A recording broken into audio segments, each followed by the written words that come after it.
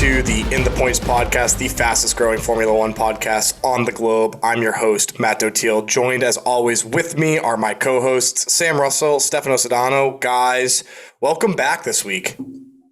Good to be back. That was a bizarre weekend, but good to be back and good to chat with the boys. No words. Shambles.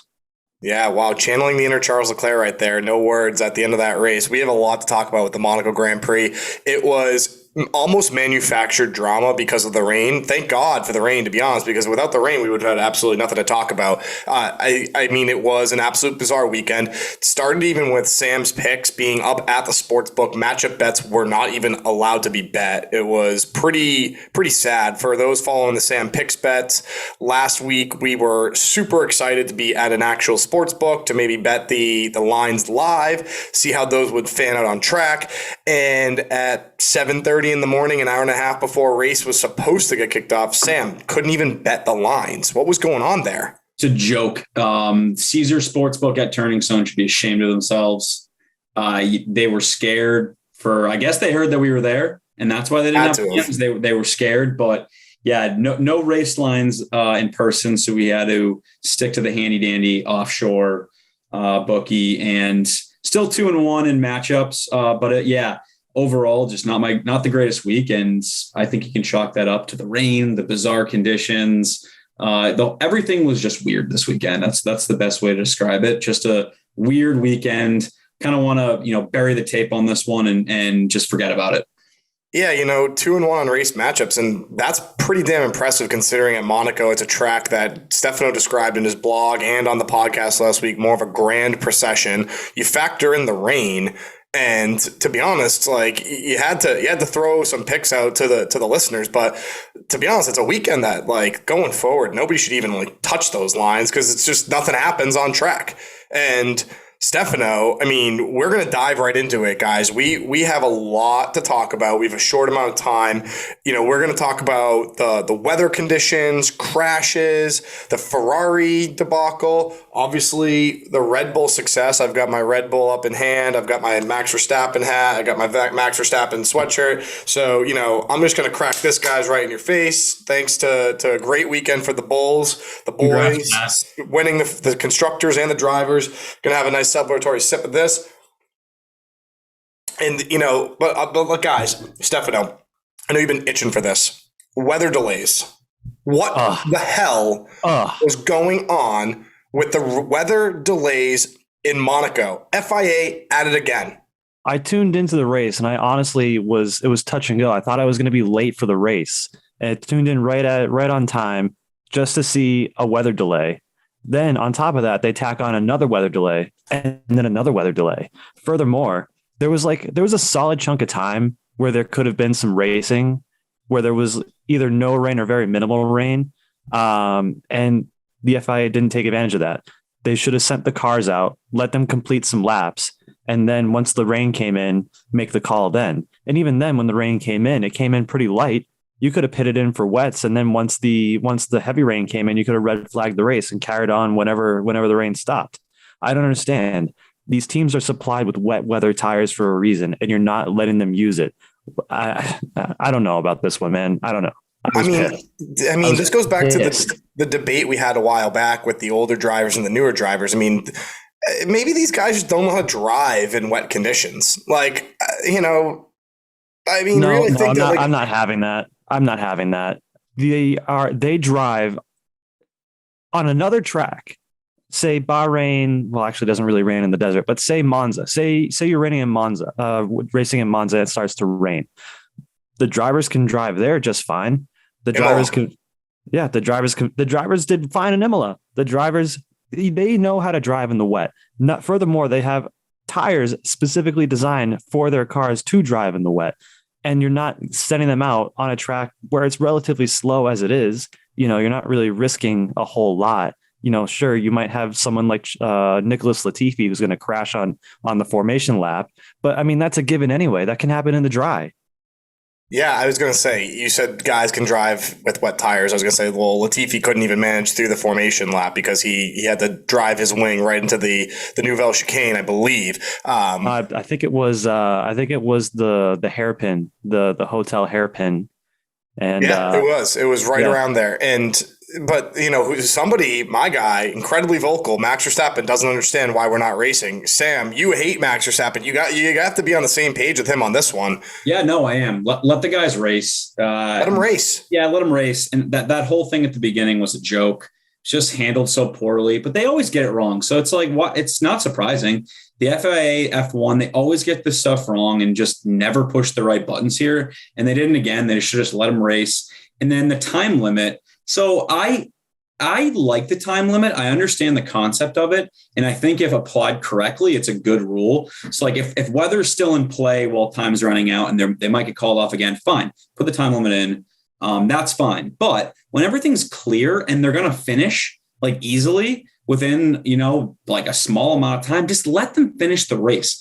I think that race could have actually been a lot more exciting. And we kind of got robbed of maybe an interesting finish. Sainz might have tried to make a move. Something could have happened.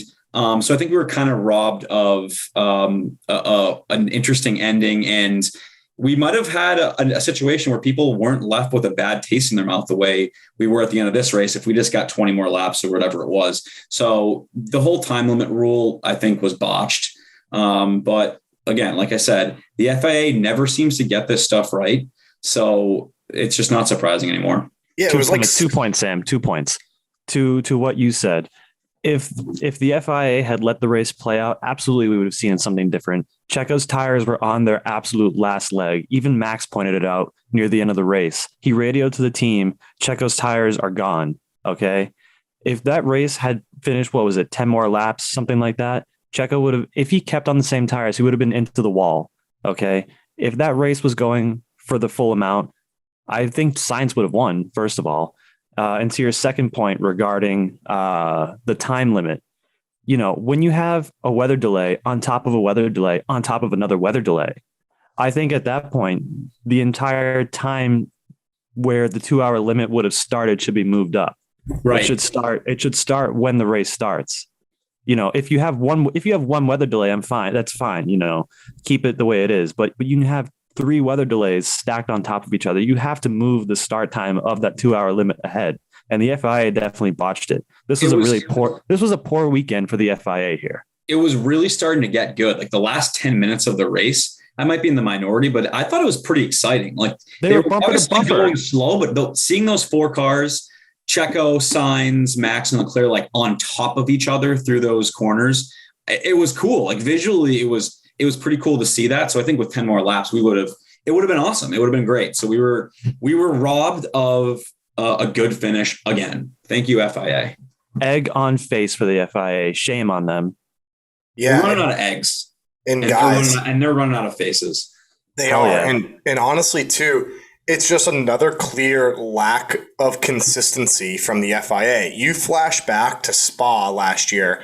Race was delayed multiple times due to rain. They tried to do multiple formation laps. They suspended the starting grid formation. They did another rain delay. Actually, Sergio Perez crashed on his formation lap. Michael Massey, Sam, your favorite guy, let them go back into the pit. He was supposed to start from the pit lane if the race were to resume. They red flagged it before they even did the starting grid. He got back into the pits. He was able to rejoin the grid. It continued to rain. They did another delay. Then they did 2 laps under a safety car, and they gave, I think, 50% points before they did the entire new way of like, if you do 25% of the race, you get 25% of the points. And that was, I think, Verstappen, and George Russell was in second because he qualified brilliantly on the Williams last year. But it's just another inconsistency. If you applied the exact same logic of Monaco this weekend, you should have applied it to Spa last year. And what they applied to Spa last year was nothing the way they applied it to Monaco this weekend. So it's more like, this is what gets me so worked up, is the lack of consistency that the FIA brings to every single race weekend. It's crazy. The way they write all the rules, the subjectivity that it takes to make all the calls in this. it'll never generate consistency with any of the rules. So it's across the board. It's just a joke. The only thing that I think that they're trying to sort of like pit this against is safety.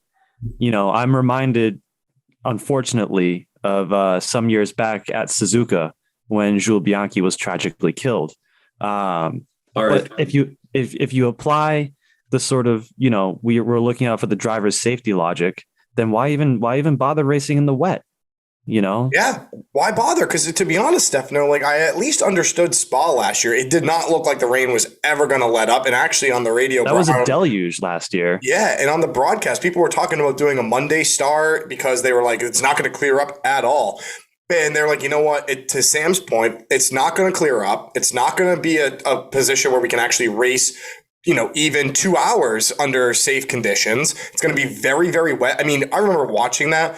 If you were on pole like Max was, you had absolutely no problem racing at Spa. The first car behind him, it was complete. You couldn't see anything. Yeah. It was like a joke with the spray. So like, I understand that. But to your point, Sam, at Monaco, after like the first hour and a half of delays, it was clear. So just don't start the race until an hour and a half later and then race the full limit and don't put a time limit on it. Like, they never get it right. They never get it right. Especially with Monaco, because Monaco has its own, we'll get into that later on when we discuss the intricacies of Monaco, but they have their own sort of nuances and proclivities there that sort of preclude them from a lot of the FIA's restrictions and regulations, and they can get away with a lot of stuff. But and they're going to hang their hat on so much. The Mick Schumacher crash, that mega second shunt of the year for him. Whereas that was in the dry, though. I know, but they're going to hang their hat. It wasn't that bad either. It wasn't. It looked worse. It wasn't that bad. It looked worse than it is, but the FIA is going to hang their hat on and say, if we had raced earlier under these conditions, look at what could have happened, and it happened in a dry condition. And these guys are so corrupt. Oh, it makes me absolutely freaking sick. And speaking of Mick, before we go any further, just want to say, glad that he's okay. That was a mega crash.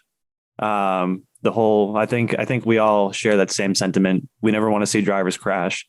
So we're glad that Mick is all right there. Yeah, and glad that Danny Ricciardo's car is okay from qualifying the day before. Yeah. Guys, so let's actually get on to the actual race itself. I mean, the thank God though, as much as we hated all the drama and the delays or everything, like it was an equalizer. It clearly the wet conditions applies in F1 just like it does in a lot of other sports like golf. Sam, you always say that wet conditions, it kind of neutralizes the playing field. That's probably what happened to your bets this week, and it just neutralized like a bad Vegas line setter having rain out there. But guys, the actual race itself, three stints, two stopper. They went wet, intermediates, and then slicks. Some went just from wet to slick. Some went immediately to intermediates, like Pierre Gasly, who had a great race. But it was a pretty crazy race, and we actually need to shout out a fan listener, longtime listener, huge friend of the program. He is Nicholas B. from Cambridge, United Kingdom. He sent in an email saying, how about that disappointment this weekend for Leclerc in his own backyard? What was up with the Ferrari strategy? And how did they manage to mess up that positioning in the most boring, he put it in all caps, boring track of the year? Who knows? But In the Points has been a great addition to my podcast library. Shout out to the cast of Loaded Nail Gun hosts, Matt, Sam, and Stefano, making this podcast sound like aisle 12 at Home Depot. He must be a huge United States fan to know and reference Home Depot. He knows where we're from. He's very informative, bunch of other stuff fired up. But Nick B from Cambridge, UK. Guys, we got to talk about this. This was on our list. Thanks for Nick B for sending in a fan email for the topic of the week. Ferrari. Sam, Stefano, you guys are big Ferrari guys this year. I said it about a week or two ago. I said, do you guys hit the panic button? And I said, actually, Ferrari, I think, struggles with strategy decisions compared to like Red Bull and Mercedes. I think in years past, we've seen Mercedes, in my opinion, is like the king of strategy. I think they're like head and shoulders above everybody else in the field.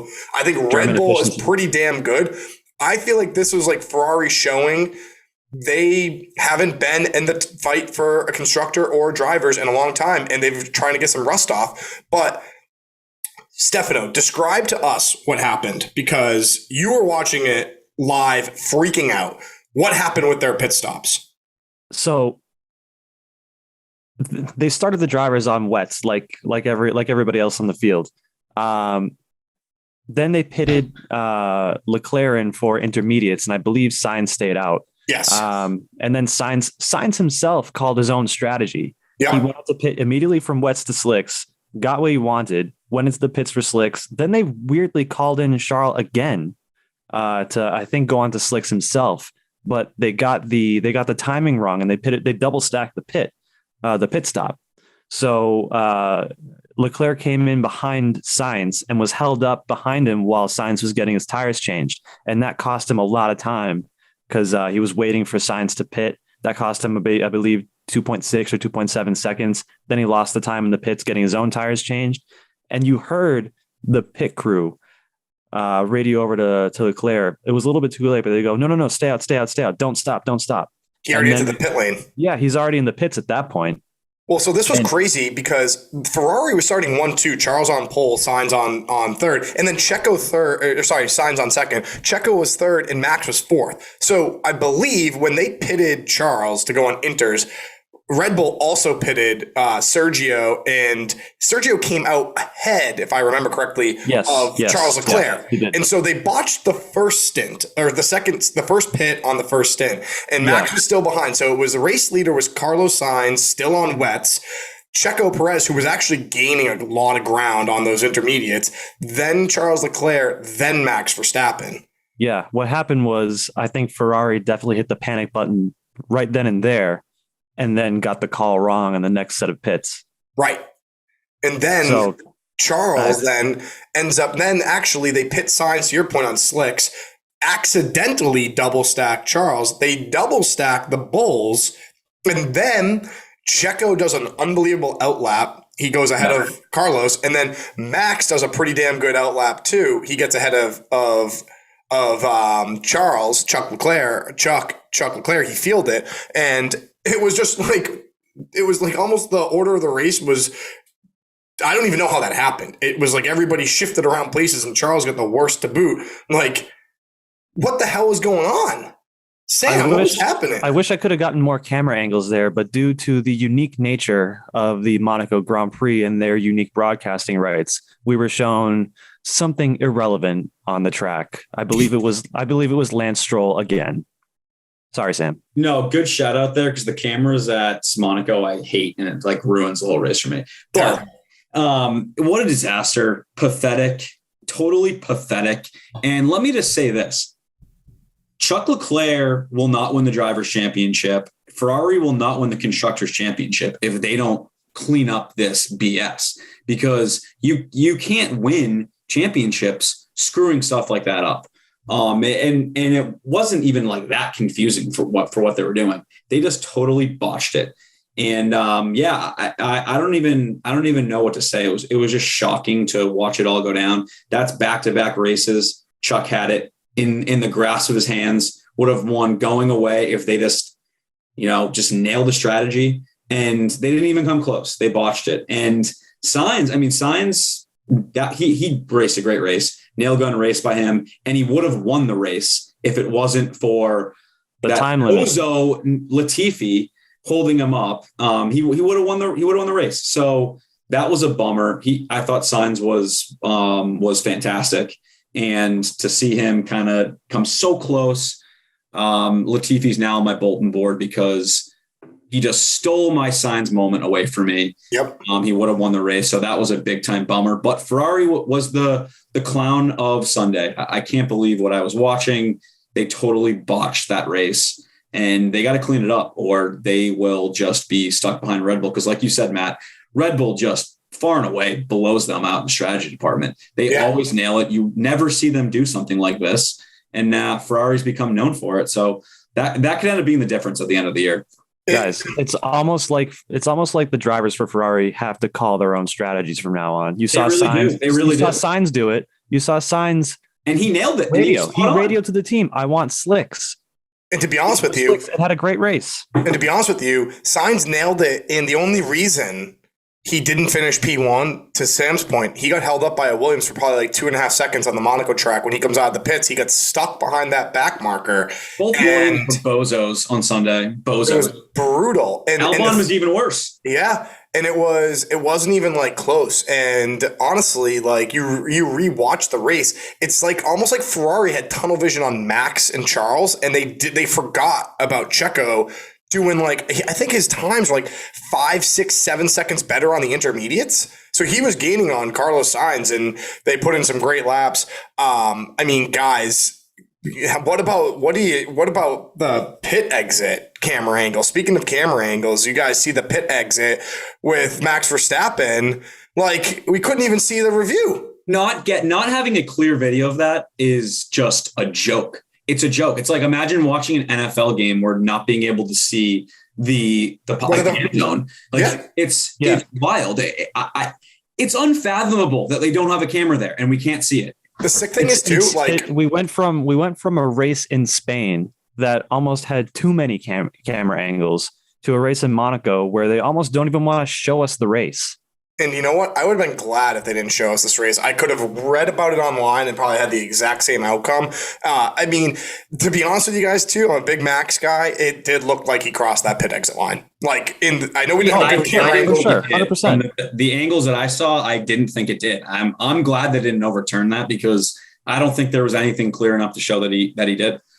No, I mean, what I'm saying is you could definitely not overturn it with the evidence that they had, but like, it was so close that I thought he actually went over the pit lane, which was pretty crazy for me to say. But I mean, guys, and honestly, like I said, thank God we had the rain and all that, because we did, like, as bad as it was for Ferrari, and like, it sucks that they got out strategied, they got outplayed, and good win for Checo. But like, that was pretty clear that those two teams, they're so on top of each other in pace. Like, the next closest one was probably 20 seconds behind. Like, those two teams are just literally in a total league of their own. And then, I mean, part of it too was you had Fernando Alonso holding up the pack, and then behind them was George Russell 12 seconds back, and then Lando Norris 12.2 seconds back. And then Fernando Alonso, what was he doing? He was 46 seconds behind Sergio Perez. According to commentators like Martin Brundle, that was definitely a move to, let's say, preserve one's tires. Well, and I totally disagree. I'm using that suspiciously, I guess. I'm using the term preserve very liberally too. You know why? Because I went back through the data. He put in like the fastest lap during that stint. Like, at some point, he put in like the fastest lap. He didn't get not a penalty. Can someone explain that to me? Why that is not illegal? You can you're allowed to go at whatever pace you'd like, and it just sucks that like he's not brake testing people. He's like trying to manage his tires, and it just sucks because Monaco's a track where you can't do. I mean, Danny Ricciardo did it in Red Bull like 3 or 4 years ago, where he couldn't even get to like, I think, 7th or 8th gear, and he just was able to like manage his tires, and nobody could overtake him because he was just. And he's not driving dangerously. He's just not driving fast. I honestly think Fernando was. I think he had it in his head that he wanted to troll Lewis a little bit. Agreed. I totally agree. If it wasn't, I saw this thing on the internet where they asked Fernando.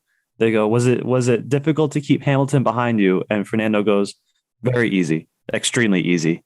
Speaking of Hamilton, guys, we got to talk about this. I mean, Mercedes, we thought they were going to be totally back for this race. We had them all on the podium. We had Red Bull nowhere near it. Red Bull double podium this weekend. We thought it was a Ferrari weekend. Honestly, without wet conditions, it was 100% a Ferrari weekend. Like, not even another race he was cruising to victory on. Yeah, only again, to be over by his crew.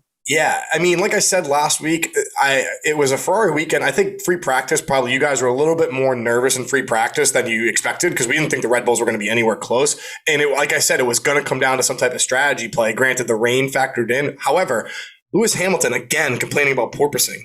Sam, we thought we figured this out in Spain. Like, what's going on? Lewis was complaining all practice weekend long about, guys, it's so bad. I'm hoping to just chalk it up that Monaco is such a weird course, and these cars are different and so big that that it's just a kind of a product of that, and not that the car took a step back.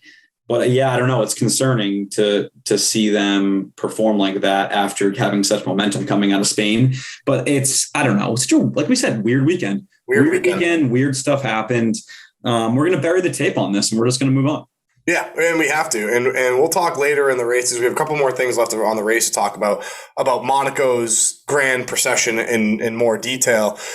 And yeah, it sucked. I mean, I was really hoping to see Mercedes back on the podium. It's good to have three teams battling at the top for the sport. And like right now, we're getting a replay of last year, but just swapping out Ferrari with actually probably putting Red Bull into the Mercedes bucket and then Ferrari into the Red Bull bucket, both in terms of how they set up their cars, race pace in terms of straight line speed, and in like Red Bull last year was just like scrapping together to try and beat. Like it's very, very interesting this year. I agree though. I think Baku, it's a little bit more manageable than it is in Monaco. It's back to the more longer straights. There's some twisty parts, but probably Mercedes car. I agree. Chalk it up to Monaco. Guys, Checo Perez. First race win of the year. Second with Red Bull. Third of his career. Fourth as a Mexican. 4 Mexican race wins in the history of Formula One. Checo has 3. You guys were all over the Red Bull team in Spain for team orders saying they won't let Checo win a race. They won't let Checo win a race. They won't let Checo win a race. Well, he got his race win. What do you guys have to say for yourselves after that?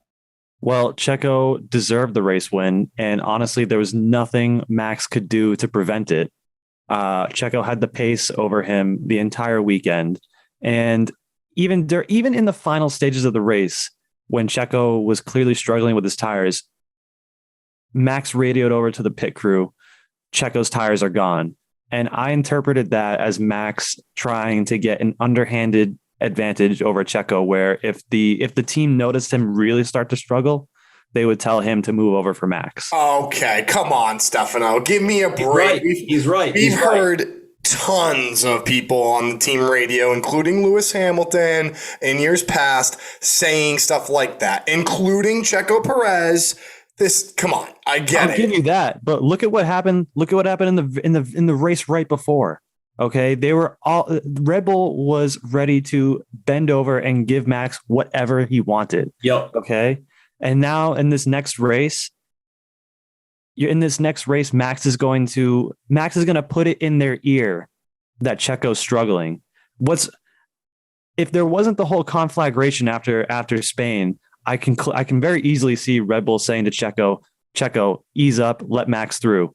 He's ahead of you on points. He's fighting for a world championship. Well, guess what? Checo won. He's now in the fight for a championship. Matt. I'm gonna read a quote from an ESPN article titled "Max Verstappen's dad, Jost, blasts Red Bull strategy at Monaco Grand Prix." Max was not helped by the chosen strategy.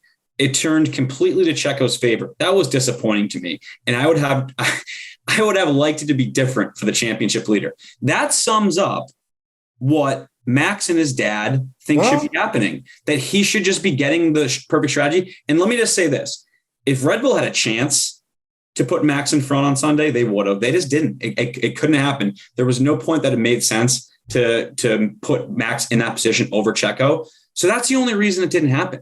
They just didn't have the opportunity to do it. And clown boy Jos Verstappen's quote kind of proves the way the Verstappens feel, that he should get the strategy no matter what.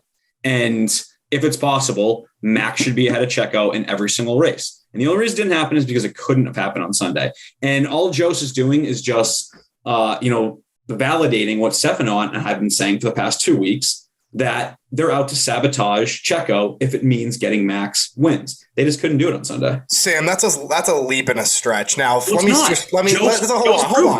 on. Now, that's a leap in a stretch. First and foremost, I'm not a big Jos Verstappen fan. That guy is way too involved when he was a driver.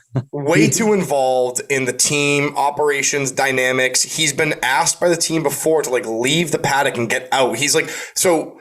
First off, as a Max Verstappen fan, I don't want Jos Verstappen anywhere freaking near the paddock. That guy is cancerous. He's toxic. And the first leap that you made is that's the views of Max Verstappen. Jos is a narcissist sociopath. Absolutely not. Second, strategy to help arguably the number one driver in today's day and age, or like the future of the sport. I'm not saying I'm not saying Lewis is not the GOAT. Lewis is the GOAT. Schumacher's the GOAT.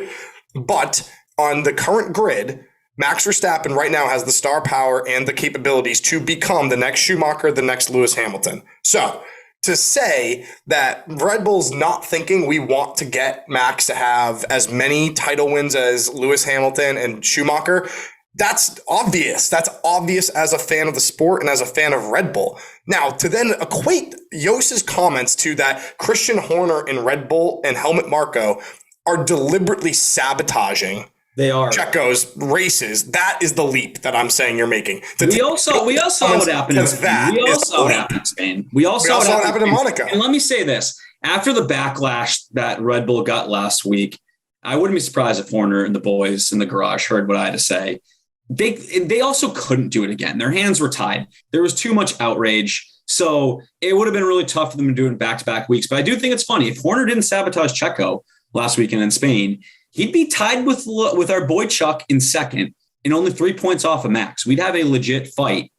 But he got sabotaged, so we don't have that tight Even fight. with the sabotage, Sam, we have a legit fight. Checo's not going away. Checo's not going away. Oh, he won't be allowed to get any closer than he is right now. You guys pushing this narrative is so crazy. It's so insanely crazy. Jos and Max. This is the first time Red Bull's had a number two driver that's been able to even keep up with Max. The Verstappens think it's owed to him.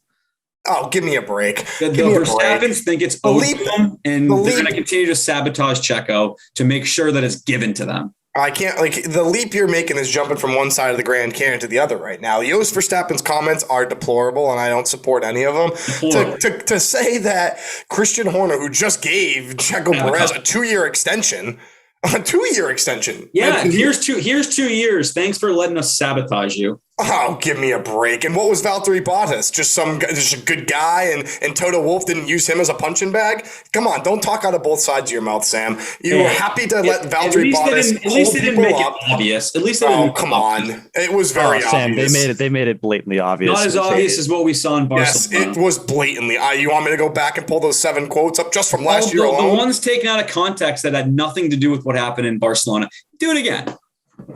Oh, give me a break. You're telling me that. Here's the one thing. I've admitted Checo's the number 2 driver. And so should, and honestly, everyone thought George Russell was going to be the number 2 driver. And Lewis has stunk in the same car. And that sucks. Max has clearly been the number 1 driver. Checo is clearly the number 2 driver. And to say that they're sabotaging his race, no, again, what happened in this past weekend, once again, they pitted Checo first, again, to try and get him track position against Charles. And actually, if you really, really dissect this race the way that I would expect you to, they did mess up the strategy to let Max in first. Because what they wanted to have happen is Checo on inters to hold up a Ferrari. Then Max could catch up on the inters and then pit Max onto slicks and then have track position with Checo as a pump. Yeah, right. They were trying to give Max the strategy. Exactly. They ended up forgetting that's our exact point. Is that I'm saying they tried to. It's not like they were tailor-made giving Checo the strategy. Sabotage, they're trying to. Sabotaging is hey, we're gonna fuck up the pit stop and not be able to take the right tire off the car. That's not far off what they did in Barcelona. No, again, these guys are very, and I'll admit this to every single fan out there, every single person that listens to this podcast. If you don't watch Red Bull, and honestly going forward, even on Ferrari, and not think that when they're pitting Sainz or Checo, that it's with the intention of trying to play a strategy game to get Charles and Max back into a race, you are delusional. That is what every team does. It's what they do. That's why they started George Russell on hard tires for Miami and Lewis on mediums, because they wanted to get data on the hards and then hope that Lewis could just breeze past him. The teams mix the strategies all the time. No one's arguing what you said. But to equate that to sabotaging a race, or that they failed to sabotage a race. You just described not what happened in Spain. Team orders is not sabotage. We'll just continue to disagree on this one. Yeah, I guess we will. I mean, he signed a 2-year extension. What do you guys have to say about that? Thank you, Checo, for letting us sabotage you. He could have said no. His Come back contract and is walk up. all over sabotage you and, some and more. we can have Max's dad be in the press and just trashing you for the next 2 years. Sam, if you were Checo Perez, would you have signed the 2-year extension if you were that upset? I don't know. I mean, they didn't have a gun to his head and say sign or else. He could have chosen to say, I don't want to sign. There's places for him to go. I'm not saying that he's in a bad place. He's going to continue being in a top car. But that's not to say that he's not getting sabotaged. So that how much did he sign for? Does anybody know? Undisclosed at this moment, but I'm sure we'll get some leaks in the coming weeks. Most of the time, I imagine it's a bag full of money, a bag of cash. Well, I mean, can you blame Red Bull? This is the first number 2 driver they've had in years. He's great at what he does, and he picked up the pieces on Sunday. He had a great race on Sunday. I'll bet either one of you would swap him out for Carlos Sainz on Ferrari right now. Absolutely, I would swap him out for Charles Leclerc. Honestly, Checo's great. He's amazing. Whoa, swapping him out for Charles Leclerc. Yeah, I don't know about that. I happen to be a pretty big Checo fan. Wow. He's a great guy. Wow, okay. Didn't know that. All right, a little bit. I was in the closet about being a Checo fan. Yeah, well, it's Pride Month, so you can come out of the closet for that one. So, hell yeah, fire it up. Yeah. So, guys, I mean, to just round out this race, good for Checo though. You know, Sam, you told me, hey, talk to me when he has as many wins as Bottas over 5 seasons. He's been 1.5 with Red Bull, and he's got 2. So at that rate, he's probably going to be trending way more than what Bottas had. So I'll take that. Let me know after he wins his 4th. But no, good for Checo on Sunday. He was there to pick up the pieces. Yeah, off the Checo. Yeah, great win for Red Bull. Sorry to Jos Verstappen. Sorry that your boy couldn't get the win. Yeah, maybe don't apologize to Jos. He lives vicariously through his son. He does. He's miserable that he, in a 10-year F1 career, he's only had 2 podiums and 17 total points. Get out of here, Jos. Get out of here. Luckily for Max, he lives in Monaco. So if Yost tried to leave him at the corner of a gas station and drive away after this race for not winning, Max could probably just find his way home, which is another crazy story. But so, guys, speaking of contracts, I've been saying this for 5-6 weeks now before Miami. Danny Ricciardo is not going to be in a Formula One racing seat next year. Now, that's an aggressive take, considering there's a lot of seats open on the grid. However, I also said he will not be in a McLaren next year.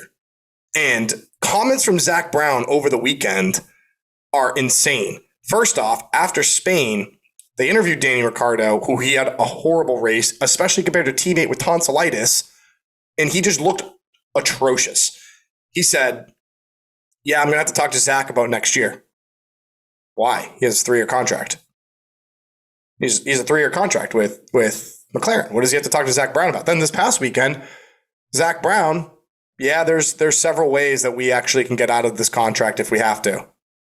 I mean, Stefano, you didn't believe me. What do you think now? Danny Ricciardo, is he going to be racing with McLaren next year? Absolutely not. No way. Not unless there's a tremendous turn of form where you can overtake Lando. I still think that he'll be in Formula One to some capacity, but definitely not at McLaren. The seats are closing. I think Pierre Gasly's going to go to McLaren. Who's going to fill Pierre Gasly's seat? Yuri Vips. Is that confirmed? Why not? He's the Red Bull driver. He did the test 2 weeks ago. Why would you waste money on a aging bad Danny Ricciardo when you can give Yuri Vips, the Red Bull, again, a sister team, AlphaTauri to Red Bull, put him in alongside Yuki and give him some F1 races? Why waste the money on? I honestly don't hate that, but I think you need a veteran besides Yuki. So actually, now that you say it, I think Ricciardo makes sense there. Yeah, I'll put it this way. Ricciardo's not going back to the Red Bull family, either by choice of his or by choice of Red Bull. I do not think that they left on good terms. Yeah. Also, Ricciardo's a little bit too marketable to not have an F1. He's like Fernando Alonso. Not to the same, another person. He doesn't have the same star power as Alonso, but he's still very marketable, especially in Australia. We'll spare the listeners with our entire contract review discussion like we did a couple of weeks ago, but I'm just saying things are starting to fall a little bit more in place for Gasly being in McLaren next year and Ricardo potentially being out of an F1 seat. And again, he's been racing so bad the past 2 years. Why would any team spend any money on him? He's not that marketable. If you're that bad, like, it doesn't matter. All these teams, like, I mean, Sam, what do you think? I personally think he's out of F1. It's becoming more clear that he's not going to be there next year. I don't know if he'll find a seat, but I mean, yeah, he looks like he doesn't want to be there. He looks super unmotivated. He just looks like he's having a bad time. His quotes are just kind of like sad and somber.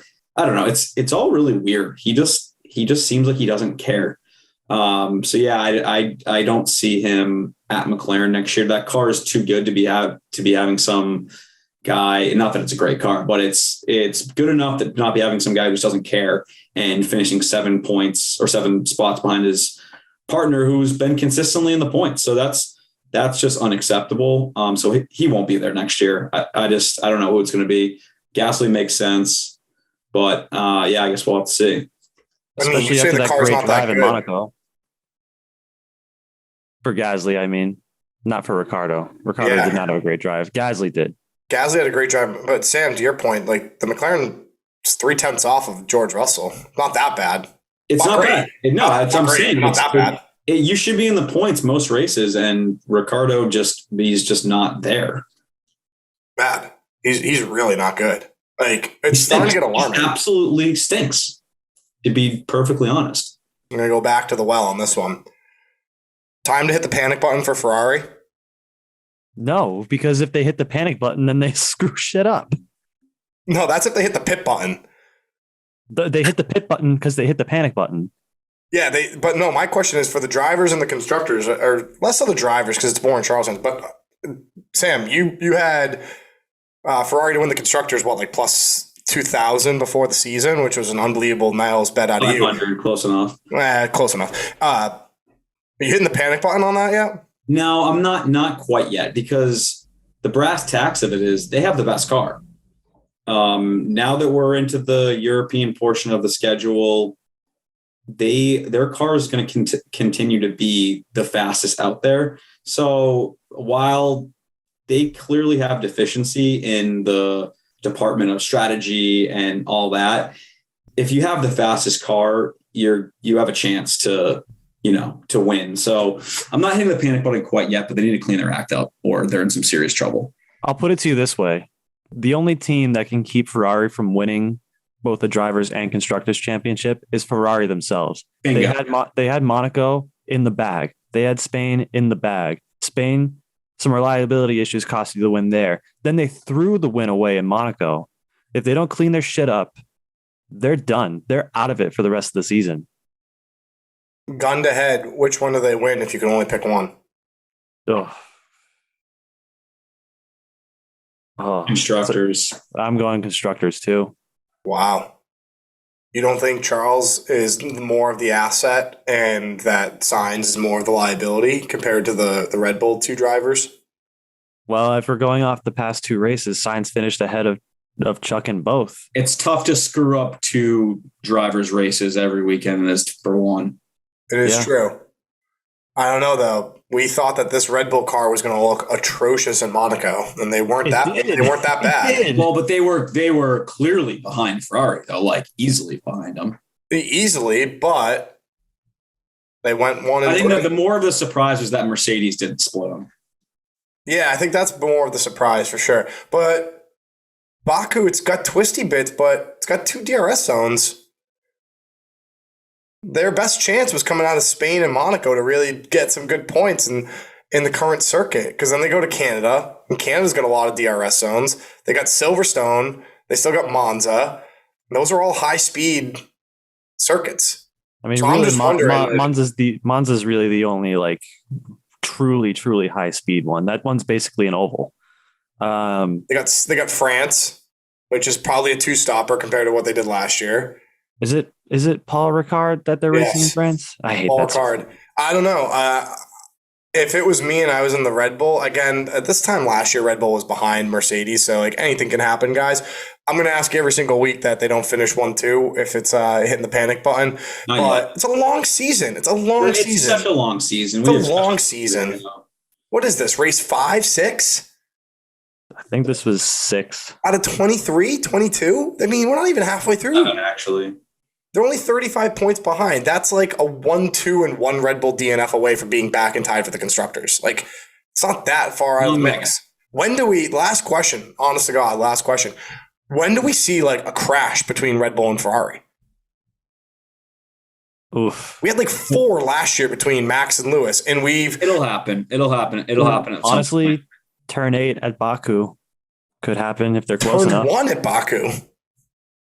That turn 8 is like that turn 8 is a nightmare at Baku.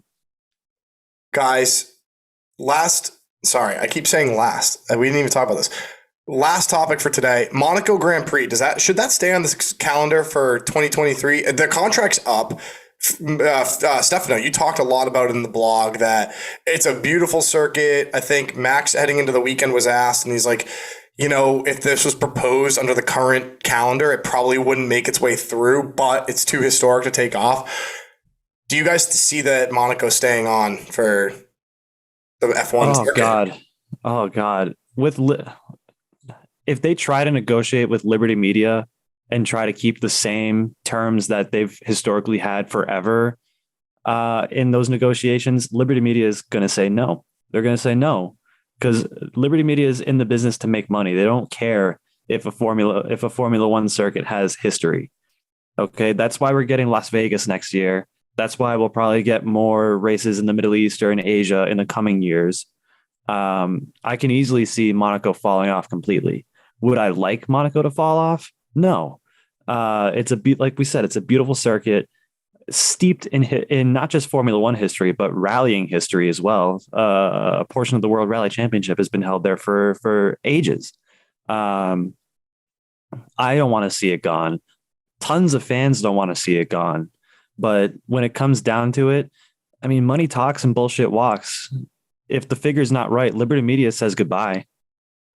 Sam, what do you think? Well, it's okay. First of all, it's one of 22, 23 races. So I don't think Liberty Media is going to chuck it for the purpose of making money. I don't buy that. Second off, I don't think that we should judge fully what this track's going to be like with these cars on this year. I think it was just wacky and the rain screwed everything up. But I think they can make it better. Maybe throw another DRS zone, maybe on the straight through the tunnel, maybe just make the whole track just like a DRS zone, the whole track. The flaps just open the whole entire time. Maybe that would help. Turn. I just, you got to figure that out. Maybe just literally a full lap of DRS, maybe do something like that. But no, I think you keep it. It's too historic. You got to keep it. I'll take another wacky weekend if it just means keeping the historic track. I think it would just be stupid to drop it. So yeah, I don't think it's time to hit the panic button on the Monaco track quite yet. Oh, I'm fully on the panic button. I'm fully 100% pull it off the calendar. It's just not designed for what these guys are supposed to do. It sucks to say, like, it's a great historic race, but like, bring back the Hockenheim ring, bring back Germany, bring back Japan. I mean, they're going to have 23 calendar. They're going to have Vegas have a race in Japan. Year. They've got Miami last year. Here's an idea. And they should just cancel Monaco and just fill it on the calendar with the Indy 500. You mean just don't race and just watch the Indy 500? They do all the F1 drivers, maybe like before the Indy 500 or after it, and just do an F1 race on the Indianapolis 500 track and just do their own Indianapolis 500. We're getting so many more races on the calendar that... Guys, one more point that I think we're not touching on is Formula One wants to like sort of adjust their calendar a little bit for the coming years, where more races are held, where the regional races are held more close together in the calendar. So like all the European races will be held, back to back rather than, race in Monaco, Baku, then they cross the ocean back to Canada. So that will probably be looked at as well. Yeah. So we go Vegas, Miami, Austin, Indy 500. Yeah, that's the idea. All in 5 straight weeks. Add Indianapolis in there, and we do Indy 500 to wrap up the American part of the circuit.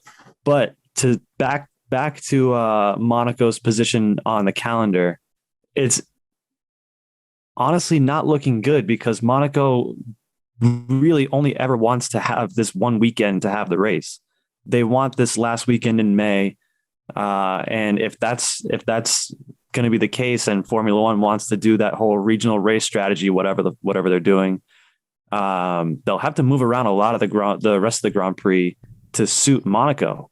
So Liberty Media will probably just pull the plug on that if that's going to be the case, and Monaco is going to be stubborn about the particular race date that they want. So that's another thing to take into consideration. I mean, I'm with you, Sam, on it. If they want to do something, they need to add another DRS zone. And frankly, what they could do, they have a DRS detection zone heading into the tunnel. You remove that speed trap with the turns 10 and 11. All the drivers end up blowing right through anyway. And you go into turn 12 as the speed trap. And so coming out of the tunnel, because I think the tunnel to be DRS, it's a little bit too curvy. So coming out of turn 9, DRS activates once you come out of the tunnel. You go all the way down the straights, widen that slightly because they already have that chicane, and then you go into turn 12, and that's your speed trap. Now, it's not a great historical sector 2, or the other thing you could do is a DRS detection zone in 10 and 11, and your straightaway from 12 into that 18th where you kind of go around that curvy part and then come up around the pit entry. You remove 13, 14, 15, that chicane, and you just make it another back straight. Like, if you want to keep this Monaco circuit, these cars are too big, too bulky. We saw it with Alonso. You couldn't even pass him when he was going in 5th gear. It's ridiculous. It's an absolute joke that you can't pass a train of cars in wet conditions behind Fernando Alonso. It's pathetic. Get rid of the calendar. Get this off the calendar. Nobody wants to see it. Nobody wants to see it in dry conditions. Nobody wants to see it in wet conditions. They've done their job with the regulations on the cars. Get rid of Monaco. It's bad. Or rework the entire track. And I know it's hard because it's a street circuit, but it's pathetic when you have 8 cars behind Fernando Alonso and not one can overtake him, even down a back straight. It's pathetic. Truly what are we doing? A grand procession. What are we doing? Wait, what if for just this race they use old cars? I hate that. Well, why? Then you guys are going to be bitching and moaning because Charles Leclerc is going to crash again with an old car. I mean, to be fair, probably all of them are going to crash with the old cars. All right, what about this? If they race with the V10s, none of them can handle the torque on the V10s. I really like this idea. Monaco becomes like the all-star game, and you do old cars, and it doesn't count for the standings, but it's still on the schedule. You race at Monaco, but it's like an all-star game, so only 10 people get in. And it's like top 10 drivers to start the year, and they drive old cars, and it's an all-star game. I actually, you know what? Hold on. You do mini games and stuff. Let's tease this out. This is sick, actually, Sam. It's like a skills competition. Exactly, like they do a fastest lap. Like whoever can do the fastest qualifying lap. Yes. And then maybe they do like almost like a relay, right? So like you go into the pits and they put the new tires on, you get out of the car. And like you do like the 2003 Ferrari, and then like the 1998 one comes out. And you have exactly. And then you got like Team Lewis and Team Max, and they like draft their teams, and it's like a combined thing. That would be really cool. Jokes aside, that's a great idea. I love that idea. That way you keep Monaco in place. It becomes a big party because it's the All-Star game, like the NBA All-Star game. Love it. Like huge party with strippers and stuff. And you could do it right before the summer break. Yeah, exactly. I like it. We're on to something there. I love that. And you add a DRS zone in the tunnel. It's all DRS. Everything's DRS at the All-Star game. Everything's DRS. Yep. The older cars don't even have DRS. We would put them on. We'd figure out a way to have them on. They didn't need it. They raced without it. Because the drivers were better. I love that idea, Sam. Make it like a skills competition. Like fastest pit stop. Like literally like have all the teams like come into the pits. Like who gets the fastest pit stop? Who gets like the fastest lap of the race? Like who gets the fastest sectors, right? Like sector 1, like, oh wow, straight line speed. Like Red Bull got it with their old car. That'd be way more fun, way more exciting. Do like an overtaking competition. Like you have like a marker car and then like the car's got to overtake in like certain corners. Yeah, like everyone's doing like a rolling start behind the safety car, and then like they just go, and it's like, okay, like who can get out ahead fast? Who gets like the better start? Oh, you know what else is a good one? Who gets like the fastest start on the grid into turn one? So you line up like it's like a drag race. Fastest 0 to 60. Yep. No, I think Monaco needs to go. It needs to get off the circuit, but it needs to be replaced with a skills competition, all-stars type of game at Monaco. Yep. Love it. Hell yeah, fire it up. Love it, guys. I'm excited. This was a boring race, but we had a lot of fun talking about it. Some really interesting stuff. But we turned our attention to Baku. So, I'm very much looking forward to Baku next week. We got our episode going to be dropping mid next week. We'll be doing our Baku race preview. And until then, guys, like, hell yeah, fire it up. See you in Azerbaijan. Let me just say one more thing, gents. I just want to give a quick shout to a close friend of the podcast, B-Man. He sent us this story a little while ago. We forgot to cover it in the last episode because we're also going to give a shout out to Sebastian Vettel chasing down a bunch of thieves on a scooter after the Spanish Grand Prix. What a loaded nail gun. Okay. You're a multimillionaire Formula One driver. What do you care if somebody steals something from you? But that guy had the balls, had the grit to get on his little electric scooter with violence on his mind and chase those reprobates down. Good on you, Seb.